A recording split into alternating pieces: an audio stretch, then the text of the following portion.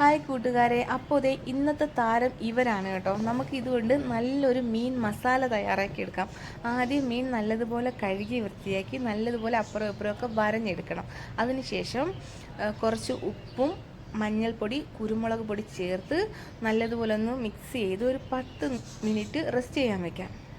എന്നിട്ട് ഇതിന് വേണ്ടിയുള്ളൊരു പേസ്റ്റ് നമുക്ക് തയ്യാറാക്കണം. അതിന് മല്ലിയില, സവോള, ഇഞ്ചി, വെളുത്തുള്ളി, കരിവേപ്പില, പച്ചമുളക് എല്ലാം കൂടെ ചേർത്ത് നല്ലൊരു പേസ്റ്റ് ആക്കിയതിന് ശേഷം അതിലോട്ട് ഒഴിച്ച് കൊടുക്കുക. എന്നിട്ട് ഒരു കരിവേപ്പിലയും കുറച്ച് വെളിച്ചെണ്ണ ഒഴിച്ച് അങ്ങനെ വെച്ച് വേവിക്കണം. നല്ലതുപോലെ ഒന്ന് തിളച്ച് വരുമ്പം കുറച്ച് നേരം അടച്ച് വെക്കണം.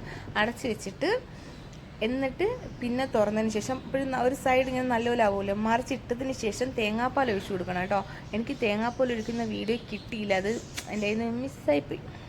അപ്പോൾ തിരിച്ചും മറിച്ചും ഉടയാതെ വേണം, പെട്ടെന്ന് ഉടഞ്ഞു പോകും ഈ മീൻ. ഉടയാതെ തിരിച്ചും മറിച്ചുകൊണ്ട് നല്ലതുപോലെ കുറച്ച് നേരം വേവിച്ചെടുക്കണം. എന്നിട്ട് ഒരു പ്ലേറ്റിലോട്ട് സെർവ് ചെയ്യണം. ഉടയരുത്. ഞാൻ കുറച്ച് കഷ്ടപ്പെട്ട് മീൻ എടുക്കാൻ വേണ്ടിയിട്ട് അവസാനം ഞാൻ എല്ലാം കൂടെ ഒന്നേന്ന് എടുത്ത് അങ്ങ് കമഴ്ത്തി കൊടുത്തു. പക്ഷേ എനിക്ക് നല്ലതുപോലെ കിട്ടി. അപ്പോൾ ഇതിൻ്റെ ടേസ്റ്റ് മണവും സൂപ്പറായിരുന്നു. എനിക്ക് കണ്ടിട്ട് അത് അങ്ങനെ കഴിക്കണമെന്ന് തോന്നി.